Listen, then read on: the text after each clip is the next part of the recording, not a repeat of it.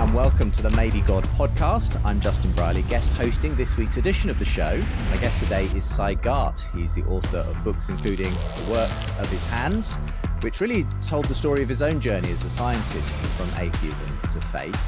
He's also the author of the recent book, Science and Faith in Harmony.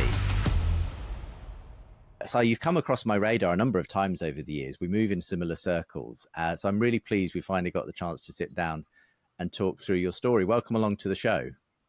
Thank you. It's great to be here.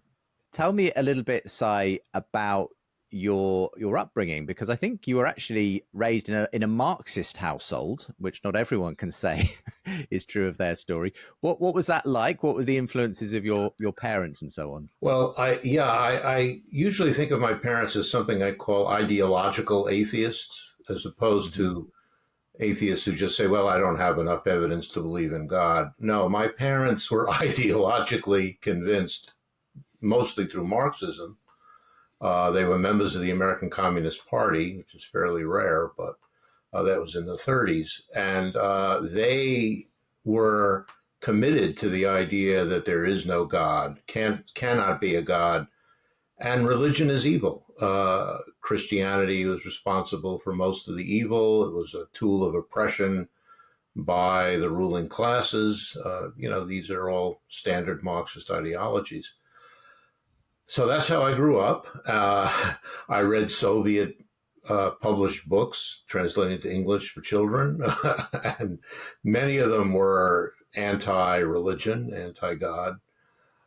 So I just assumed that was the case. I didn't have many experiences of religion. We didn't celebrate Christmas or any of the holidays. We gave presents on New Year's Day because that was the Soviet tradition. And, that lasted pretty well into my youth, into my early adulthood. I did feel there was something missing in my life, which I now know is a sense of spirituality. But at the time, I was able to fill that gap, at least I felt that way, with science, because I began studying science in college, chemistry at first, and then in graduate school, I went to biochemistry, got my PhD in that. And I found that very fulfilling, just wonderful. I loved science. I mean, science has a spiritual quality in that it seems to relate to truth that's somewhat beyond what we know, what we can see immediately. And so I really liked that. The problem was that I started running into conflicts with my worldview, which was that when I learned about quantum mechanics by studying chemistry, that didn't quite make sense with the materialistic reductionist view that I had of science, of the world. That's very interesting to hear you say that, because you might assume the opposite, given the way that obviously the new atheist scientists have constantly talked about the way atheism and science fit together perfectly, materialism and so on. What on earth was it that made the science you were encountering actually a challenge to your sort of atheistic, materialist sort of worldview? Well, you're right that is the dominant view among atheists, is that, they'll say, well, I don't believe in God, I believe in science, which to me is, and that's the subject of my second book, is just absurd. It's nonsense. It's like saying, I don't believe in goats, I believe in sheep. I mean, what sense does that make? So what happened was that, the science that I had thought I knew, and of course, that's what we're taught in high school, at least in the 60s and 50s and 60s, was very materialistic. And, the idea was that everything is easily explained by a group of equations, and, there are no mysteries. There's some things we don't know, but we'll eventually solve them using the same methods. But the problem is that when I learned quantum mechanics, and especially things like, the uncertainty principle, it said, no, there are things we can't know. We'll never know the position and momentum of an electron at the same time. We can't. And there's a lot of probability rather than certainty in the Schrodinger equation. So this didn't quite jive with that. It was more of a philosophical thing that I had. I just was kind of worried about it. But when I started studying the details of biochemistry, for example, how proteins are made, I just felt chills going up and down my spine, literally. I just thought, this is unbelievable. How did this happen?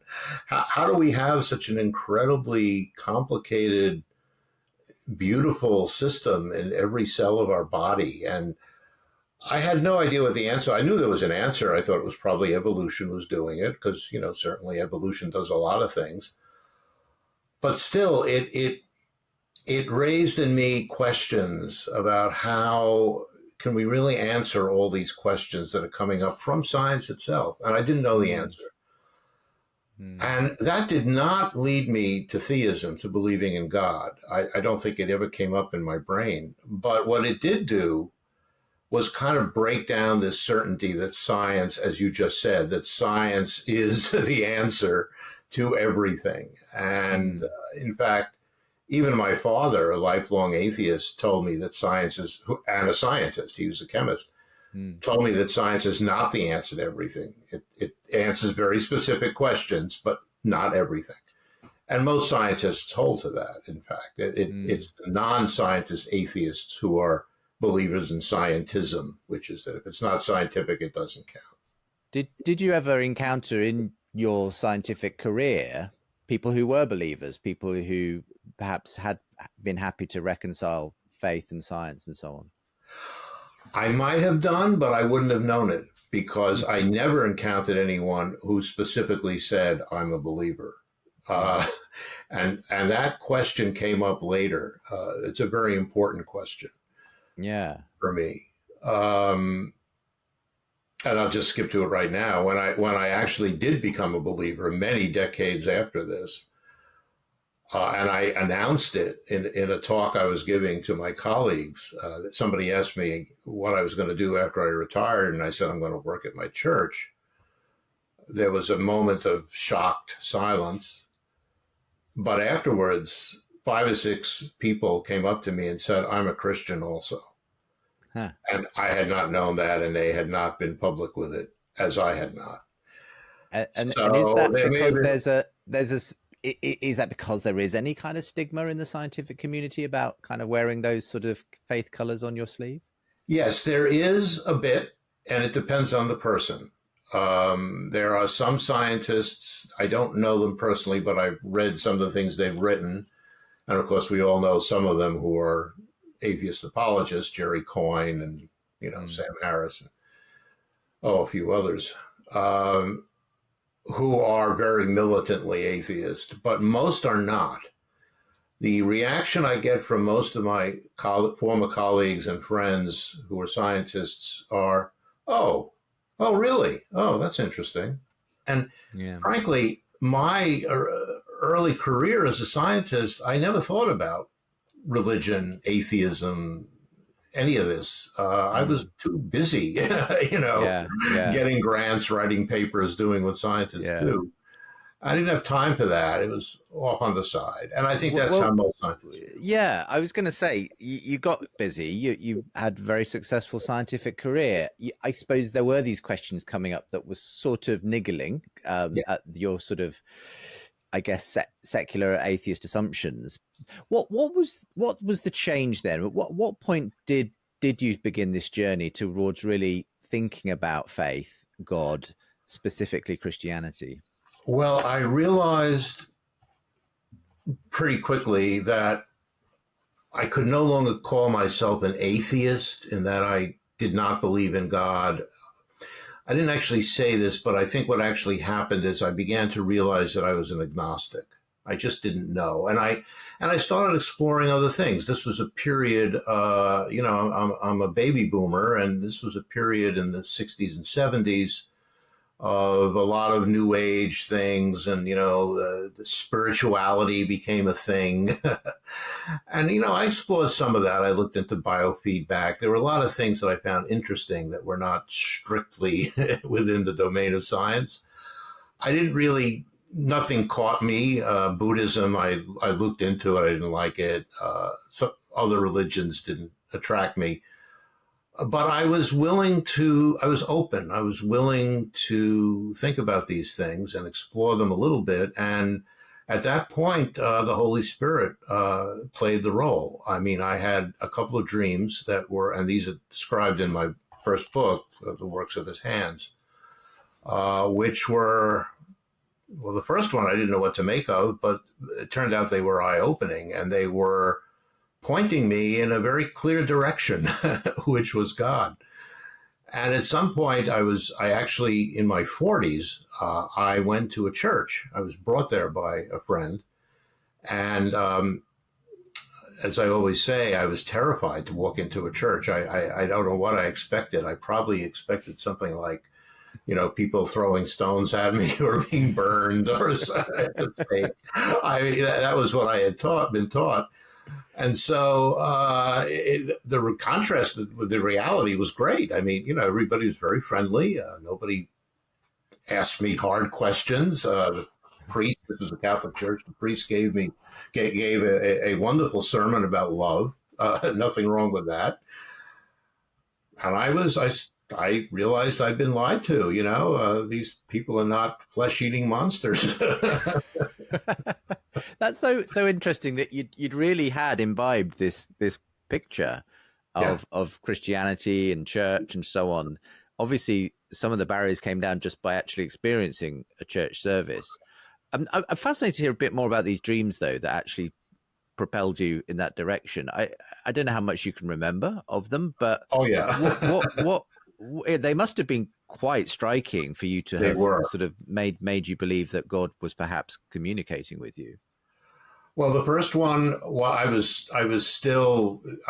much younger, and I may have still considered myself an atheist, or maybe on the verge of. I'm afraid of heights, and this was a nightmare because I was holding on by my bare hands to a cliff, and I was just, about to fall, and I was terrified. I started calling for help, and I heard a voice say, "Just let go." And I thought, that's crazy. I can't let go. I'll fall down. And the voice said it a couple of times. And then eventually I said, well, I'm falling anyway. So I let go. And as I let go, the world turned 90 degrees. And instead of being vertical, hanging off a cliff, I was lying on the ground, horizontal. And instead of hanging onto a cliff, I was holding onto a boulder lying on the ground. And I looked up, and there was a man standing there. And I realized that was the man who had said, "Just let go." I woke up. I had no idea what that dream meant, but it was so vivid. I mean, I can see it now. I mean, I've never forgotten the images. And I didn't know what it meant, and I put it aside. The second dream was much later, and I think I'd already been to that church. I hadn't read anything in scripture, which I did later, but in that dream, I was near a walled garden, and I wanted to get in. The walls were very high, and I tried to get in by climbing over the walls. I kept trying to climb up, and I couldn't. It was very frustrating. I walked around, and I couldn't find a better place, and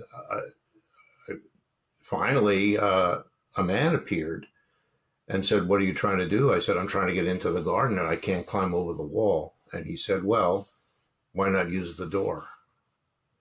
And I looked, and there was a door, and I walked in. Mm-hmm. Now, when I woke up from that dream, I knew who the man was, because by then I had been doing a little research, gone to the church, and I knew that was Jesus.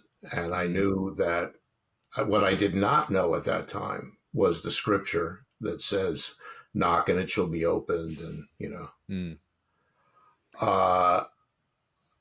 when I finally saw a stained glass window with a picture of Jesus knocking on the door, and I had quite an emotional response to that. Yeah, I can imagine. Gosh. So these were all elements of this journey. I guess, was it a big shift as you started to take the possibility seriously of God and of Jesus?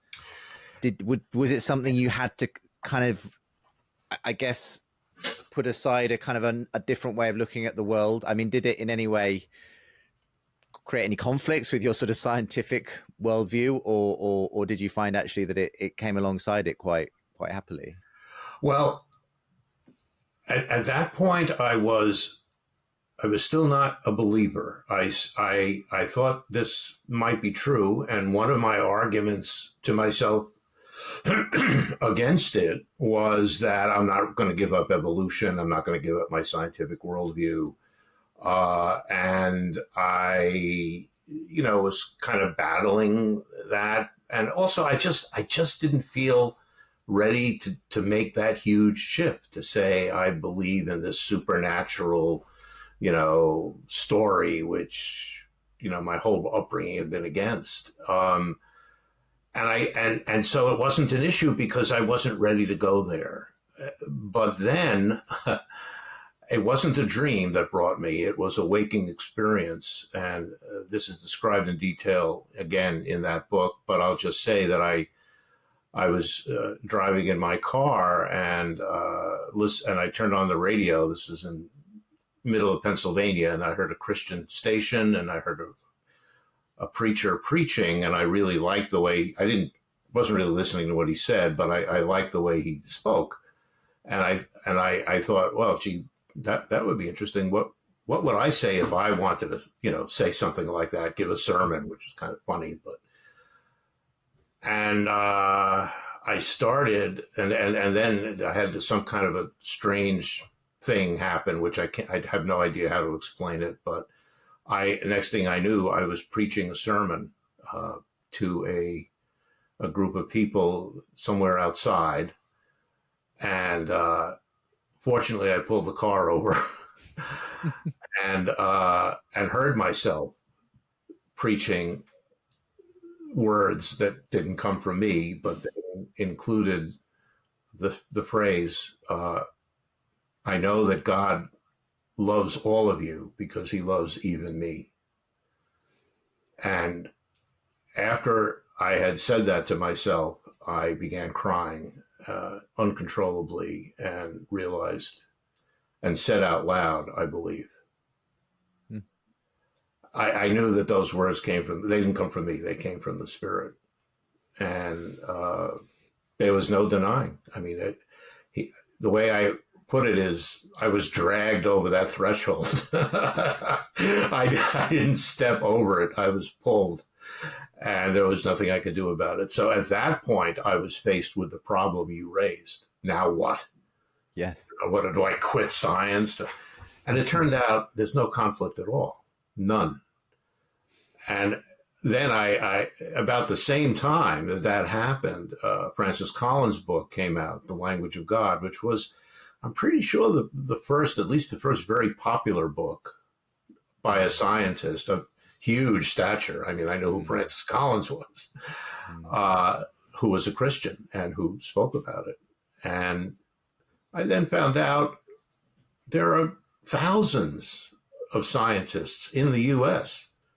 who are devout Christians. And there's an organization which I'm now part of and pretty active in called the American Scientific Affiliation, which is made up of PhD scientists who are all Christians. And of course, the Faraday Institute, Dennis Alexander, and, all those great folks there. And there's plenty of evidence that you can be a fine scientist and a devout Christian. And the idea of the conflict thesis is just nonsense.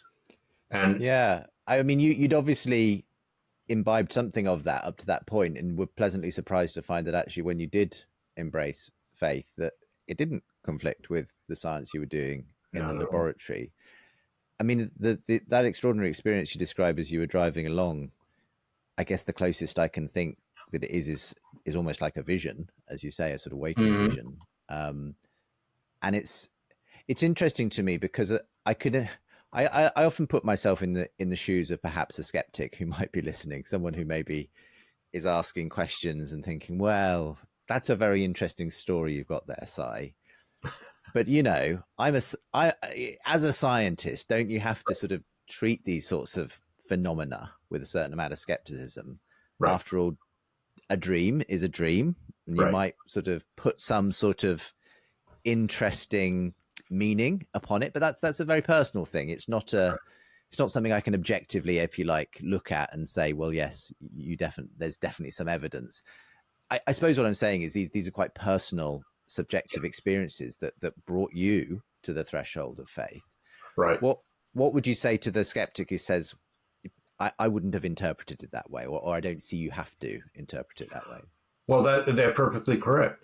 In other words, I tell these stories not to try to convince somebody that they should become Christian, but to explain how I became a Christian. And they are subjective. And subjective experiences are real. I mean, they're not scientific evidence for anything. I know what scientific evidence is, and these are not. So that's not when I'm talking to someone about why I believe God exists, why I believe God exists, I might give this story.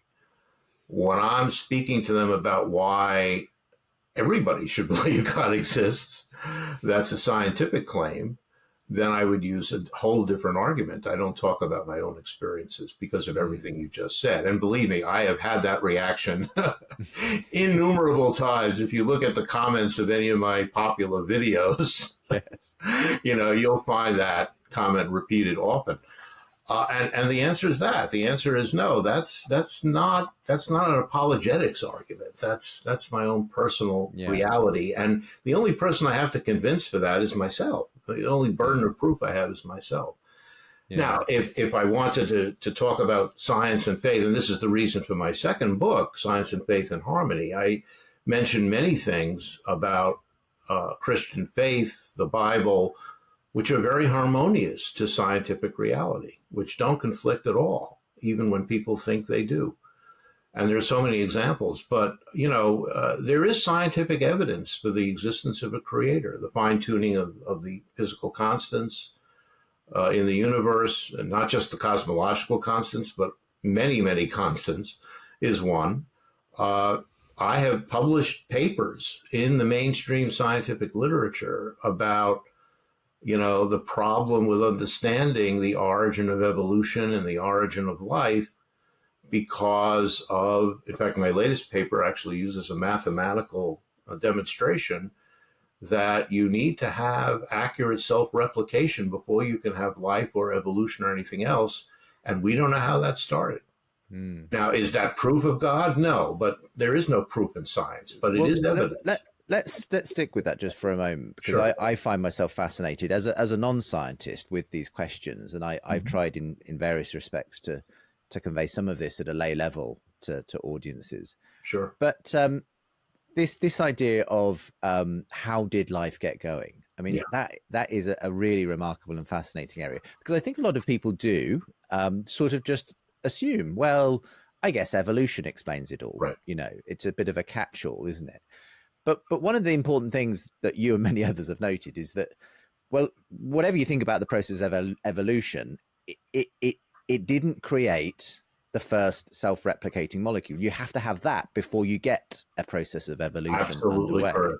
Right. And I think that's often the thing that people don't realize, is that there's this enormous mystery at the very center of life on Earth, life in the universe generally, really, of how on earth it began, how those extraordinarily complex arrangements that are necessary in order for a self-replicating molecule to come into being, how exactly that happened.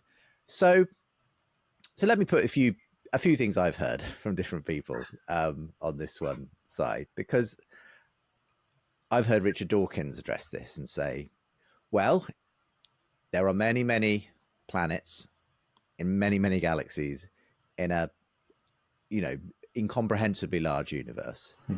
So yes, it's unlikely, but when you sort of extrapolate to all the possible places where life could get going, then it becomes not so unlikely. So essentially, we yes, absolutely, it does seem unlikely on the surface of it, but actually in the vastness of the universe, it's going to happen somewhere. What do you make of that argument? Well, I mean, I obviously heard that argument, and I mean, yes, if you're talking about having a very unusual thing happen, like, a straight flush or a royal flush in dealing out five cards, that's extraordinarily rare. But yeah, if you deal out 1,000 hands, you might get one. That's not what we're talking about when we discuss the origin of life. What we're talking about is something that doesn't seem possible. So if you deal out, a million cards, you will never see the ace of loops, because there is no such thing. It doesn't exist in the It pack of doesn't cards. exist. So it's impossible to get a royal flush with the ace of loops. Now, is that the case for the origin of life? Obviously not, because here we are. So we know that life began, but we don't know how. So when I say something impossible, what I'm saying is that it's impossible based on the laws of science we now know. In other words, the laws of chemistry. You're absolutely right. It cannot be evolution. Almost everybody agrees with that. Theists or atheists agree with that for the reasons you said. It just doesn't work. So we're missing something. We're missing some laws. And I'll tell you, I'm writing a third book, which should come out in about a year or so, I hope, which is all about this, about the laws of biology that we don't know. And what's fascinating to me is how many non-theists are coming to similar conclusions.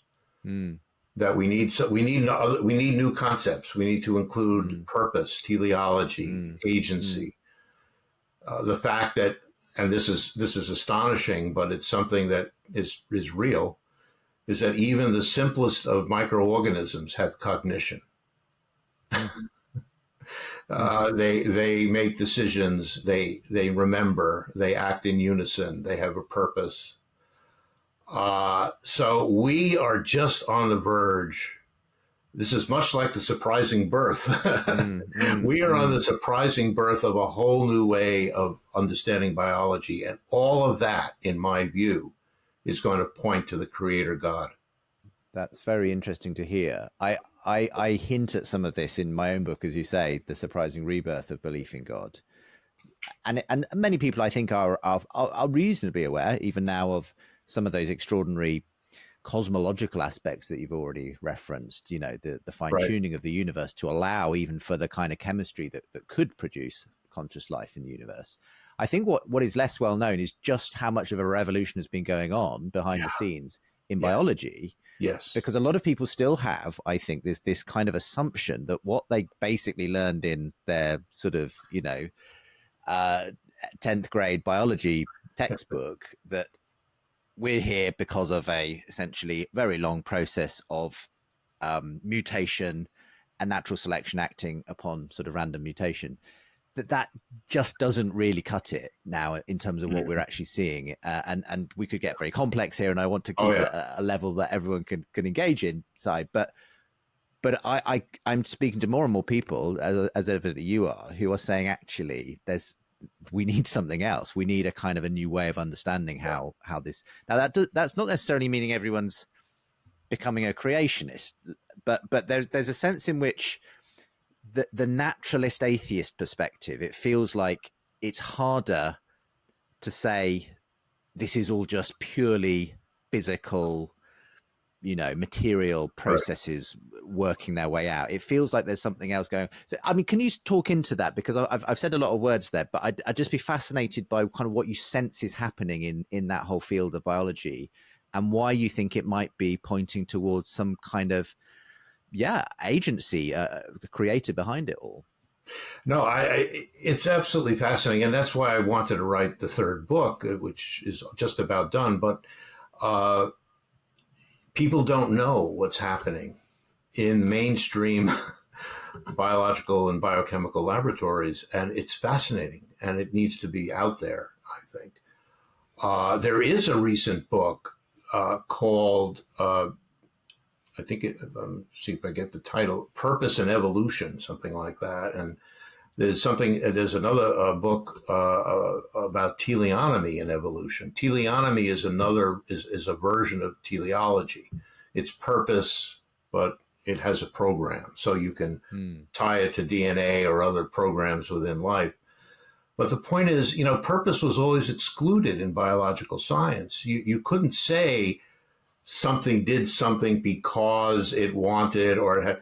And that's such nonsense. I mean, we use the word function for an enzyme. Every enzyme has a function. What does that mean? It means it has a purpose. It does something on purpose.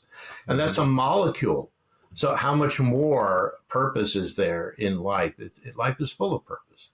So that was a philosophical error that was made by scientists to sort of purify biology as a science. And we have to reverse that. We have to bring other things back in. But when we are able to do that, and I don't know how to do that, I'm just saying this is going to have to happen. But when we start doing that, what we're going to find is, we're talking about agency and purpose. Where did that come from? And it's kind of like the argument that people like Stephen Meyer and others have made for a long time, which is, where does the information come from? We have information, that's like language. It's a symbolic information.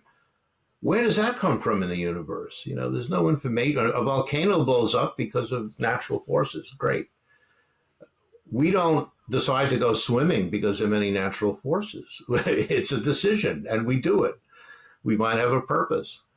Now, of course, that gets the argument from atheists. It's all neurochemistry. That explains everything. Well, sorry, no. I mean, if you actually look at the neurochemistry, no, it doesn't. At least not anything that we can say right now. And one of the clues that you can tell that things are really moving in that direction is that the atheist arguments against just fall apart. I had an interaction with Stephen Woodford, the rationality rules. Yes. He's a well-known atheist YouTuber. Yes, very well-known YouTuber who many years ago put out a YouTube saying that genetic code is not really a code. And he did that because of the argument that since there is a genetic code, there must be a coder who made the code. So he wanted to attack that. The problem is he attacked the wrong premise. He attacked the fact that the genetic code is a real code. And I made a video explaining where he went wrong. He got code and sequence mixed up.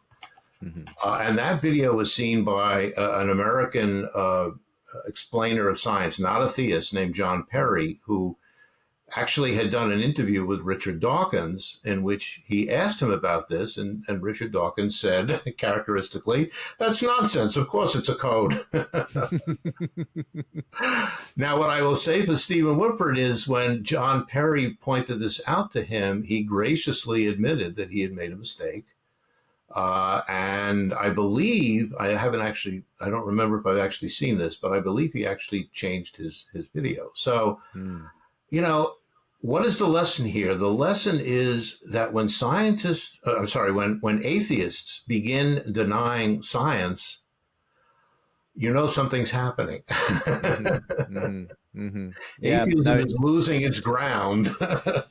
Yeah, it's interesting, isn't it? As I say, I've taken an interest in this, having been charting what I see as a sort of interesting renaissance of God in lots of different spheres. Mm-hmm. We've been talking about science. You could also talk about consciousness and the way in which increasingly a kind of, at the very least, an atheist materialist view of how the mind exists is starting to come under a lot of pressure. Yeah.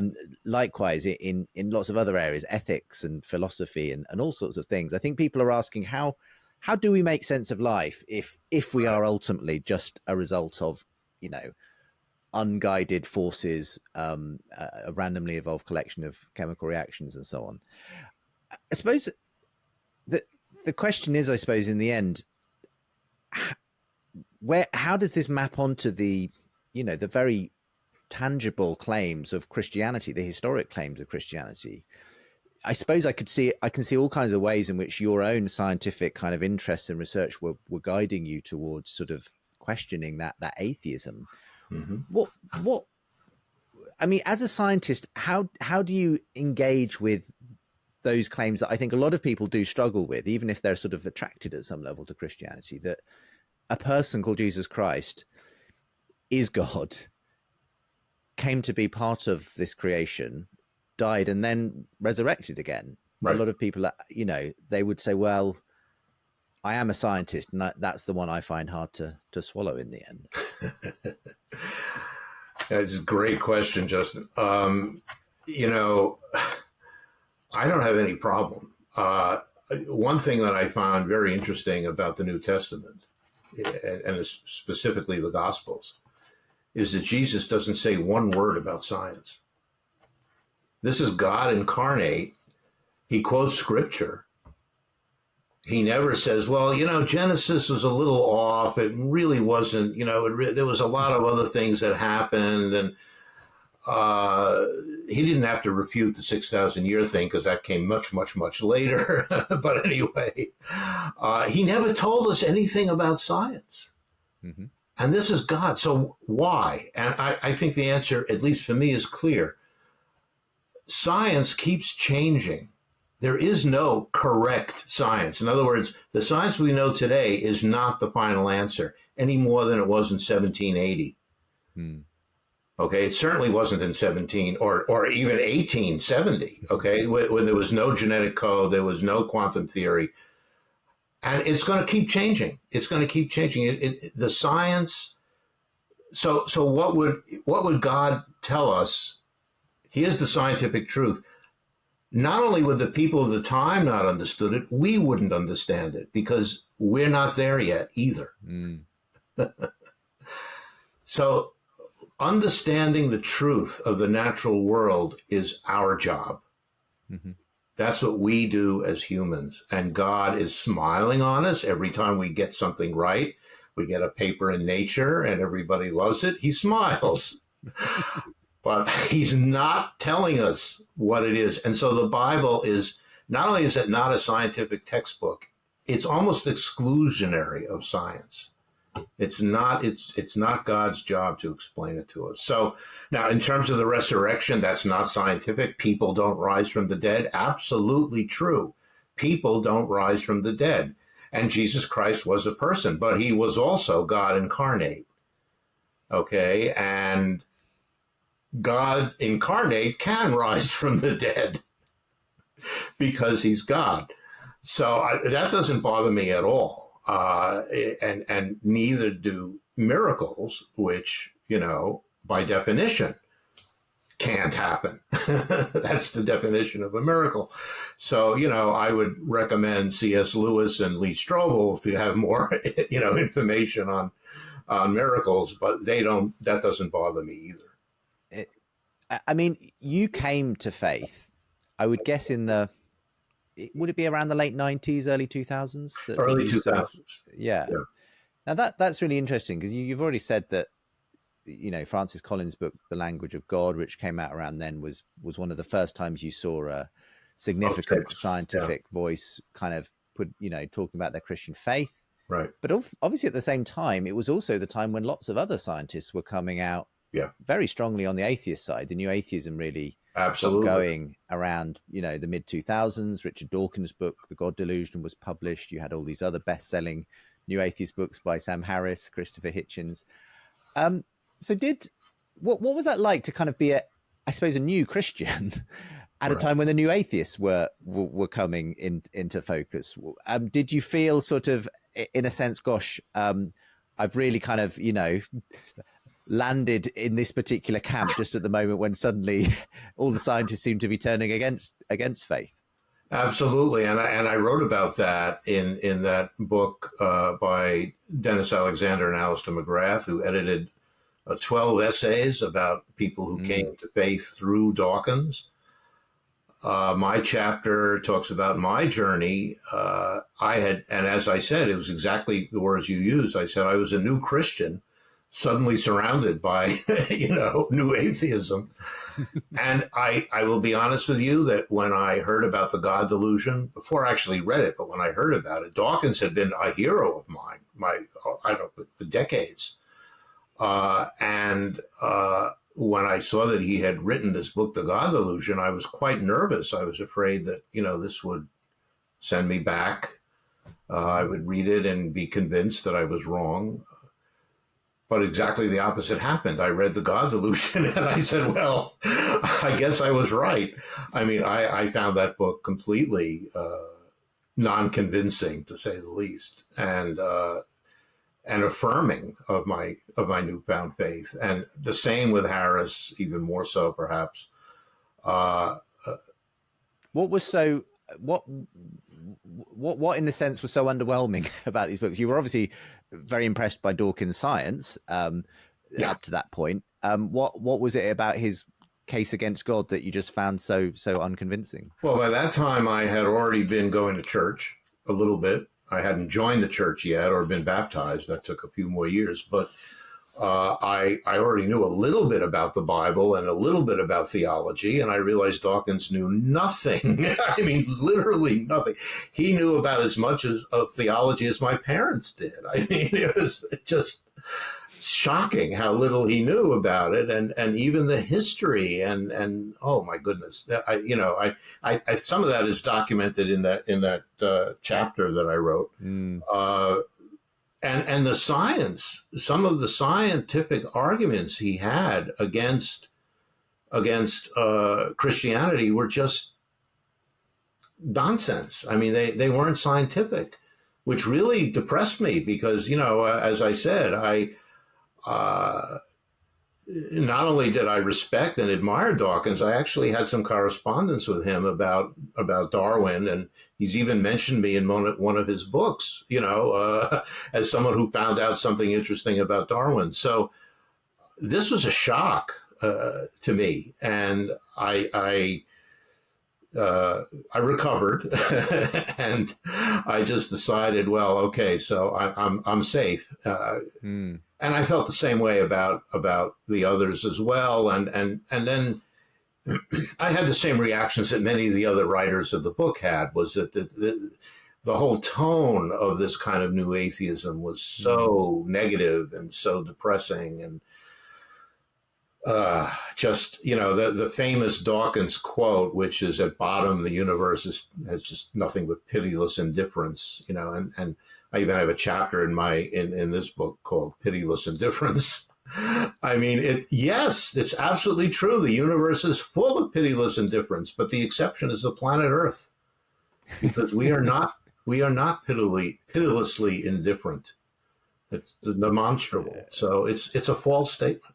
Yeah. Well, I'd love to bring you into conversation with Dawkins one day. Maybe it can happen. I do get the sense, Si, that, and as you'll know from having read my book, that new atheist sort of phase has waned. Right. That there is a sort of an openness that perhaps wasn't there 15 or 20 years ago now, which, as you've already said, we're seeing that in various aspects of science, actually, as things open up a bit. I even wonder whether Dawkins has mellowed quite a bit. I saw very recently, him actually championing the benefits of cultural Christianity. At least. You go. He at least seems to now be recognizing that, well, yes, I don't believe it's true, but actually it turns out Christianity might have done some fairly good things for us up to this point, and maybe better than some of the alternatives on offer, frankly. So it's interesting. You never know where someone's journey will end up, as your journey proves itself. Let's talk about your newest book, Science and Faith in Harmony. Yes. I'm fascinated by the subtitle, Contemplations on a Distilled Doxology. You'll have to explain that one. Sure. So the phrase, I came up with a phrase in writing my first book, which is, science is distilled doxology. And I liked it so much, I kind of made it my motto. So it's on my website and other places. And this was the publisher's idea to use this as a subtitle. I thought it might be a little difficult for people to understand, but they liked it. And I said, fine. The reason it says contemplations is because the book contains 44 chapters, but they're all about 3 to 5 pages long. They're not very long, and each one is a contemplation, so to speak, or a reflection on the harmony between science and faith. Now, what does distilled doxology mean? Well, I never knew what the word doxology was till I started going to church, and then I found out it meant praise of God, praise of the Creator. And distillation is a chemical term that is involved in purification of materials, especially liquids. So it dawned on me that I've always thought that science, what does science do? It's praise of the universe. When you make a scientific discovery in any field of science, even if you don't think you're doing it, what you're doing is you're moving forward, you're progressing the reasons for praise of God, of the God, the Creator. And it's pure praise because it doesn't have any other motivation. You just discovered whatever, like, DNA is the molecule of inheritance. Wow. That's praise of God. That is saying, look at this creation that we have. You've just discovered something new in geology or physics or, chemistry. That is saying something pure about the creation of our world. It's pure praise. It's distilled doxology. So I like the phrase, and the publisher liked it, and they decided to put it as the subtitle. It's great. It's great. Again, I wonder how Dawkins would feel about being told that any of his discoveries are effectively praise to God. I suppose there's a sense which, obviously, you obviously see that the natural world and our exploration of it is a God-given gift in that sense. That any time that we are exploring and unearthing and uncovering the mysteries of science and the universe, that we're, in some sense, we're worshiping God in doing that. Yes, absolutely. Yeah. I mean, I think that, that doing science God wants us to do science. He wants us to make these discoveries. He's not telling us. He wants us to make these discoveries and learn about the natural world. It's his creation. And the other thing, when this is, the word harmony is important here, because I started out as a musician. My training in high school was in music, and I love music. And I think that music is prayer.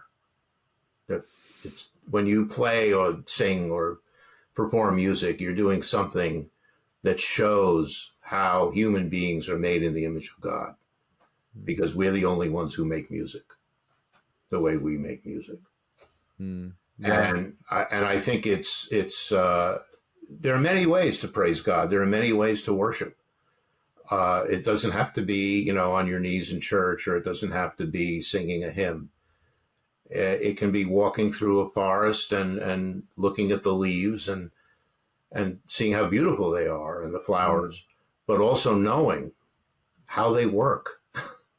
Yeah. How photosynthesis works, how the sunlight is converted. Knowing that just increases your feelings of worship and praise for our Creator. It's interesting to hear you say that, because I often get contacted by people who I think see the way that other people experience faith in maybe quite emotional or, experiential ways. And they say, I don't know if I'm a Christian because I've never really had that experience. Right. I'm more of a logical person. I'm an engineer. I'm a scientist or whatever. And I sometimes wonder whether we just need to give people permission to realize that they can experience God in all kinds of other ways. Oh, yeah. And exactly as you say, the wonder that comes often with just realizing just how extraordinary life is by analyzing it and doing experiments. That is a perfectly legitimate way of encountering the awe of God, the wonder of God, without necessarily being some spine-tingling moment, singing a song in church or whatever. I don't know what your thoughts are on that side. I have a chapter in this second book, in this the Science and Faith and Harmony, called "The Voice of God," and it's a chapter that the chapter is relates to personal experience I had with a couple of dolphins when I was out in the ocean. Mm.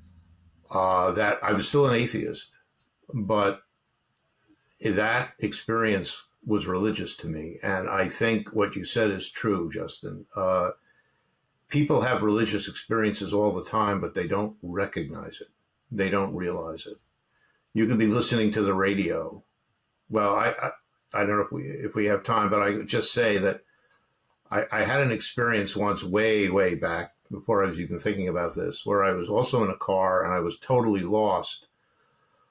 It was a rainy, dark night. I was trying to find a place. I was completely exasperated, frustrated, angry, upset, scared. It was a terrible moment, and I had my radio on. I just, it was on. I didn't hear anything, but I didn't know what to do, and I finally just stopped the car. And after yelling and screaming to myself, I was alone. I just stayed quiet for a minute, and I suddenly heard the radio, and the music was beautiful. I hadn't been listening. And when I heard that music, I calmed down a little bit. I was able to eventually get back driving and find my way. And it dawned on me, that's a metaphor for life. We don't hear most of the music that's playing as we're going through our lives, especially when we're busy, which is all the time. Mm-hmm. We don't get those little clues. We don't see the things that are happening. And some of those things are God's calling us. That happened to me, and I talk about it in some book or other several times when I was young. I had calls from God, which I didn't recognize, but I remembered them, and I realized later what they were. So what I say to people who tell me that, and I get quite a bit, I say, okay, God has not called you with a dream like I had, or with giving a sermon like I had, but he's calling you, and you just have to open your mind as to what that call could be. It could be anything. It could be a child smiling at you as you walk by. It could be anything. And if you're more open to listening to the music, you'll hear it, and it'll change you.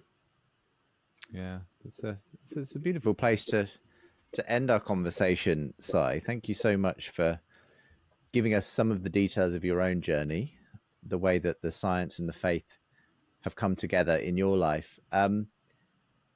Do you see maybe going forward what that God is kind of calling you to reach people who are perhaps feel in a similar way to you? Perhaps they've kind of been told all their life there's no purpose. There's it's all blind, pitiless indifference or whatever. Do you feel that there's your experience, I suppose, can help them to kind of discover that there might be purpose behind the universe, that might be a purpose for their own life? Well, I didn't think that way when I started. I wrote the first book simply because I felt like I just wanted to write it. However, I have gotten incredibly moving, and I'm sure you have had the same feedback from people who have either read the books or heard some of the videos that I've made with other people. And some of that just brings me to tears. And I just thank God for the opportunity to be able to have an effect on some people's lives. Now, I'm not I'm not swaying millions of folks, but if one or two people, and this doesn't apply to me only, it applies to anyone who is out there making YouTubes or writing books or whatever. If you can help, in some cases, save the life of one person, God is smiling at you. I mean, you're doing what Jesus told us to do. Yeah. And hey, you're a testament to the fact it could happen to anyone at any time in their life as well. Right. You were very much, an adult convert, but God found you, and it's amazing to see the way that that your experience in your life is now being used to help others on that Well, journey side. that's why in that sermon that I gave, the key word was even me, Yeah. because I considered myself the last person possible to be able to convey such a message. Yeah. Wonderful. Well, for anyone watching or listening, we've mentioned a few books, and I'm just going to remind you of what they are. So, Sais' first book, The Works of His Hands, describes his journey as a scientist from atheism to faith. Then the most recent book, Science and Faith in Harmony, Contemplations on a Distilled Doxology. And we also referenced the chapter that Sais contributed to, a book called Coming to Faith Through Dawkins, which is 12 essays on people who found faith via New Atheism. You can find all of Sais' writing, resources, and books at sygarte.com. That's SYGARTE.com. We'll make sure there's a link from today's show. But for now, Sais, thank you so much for being my guest on the Maybe God podcast. Thanks for having me. It was really a lot of fun. I appreciate it.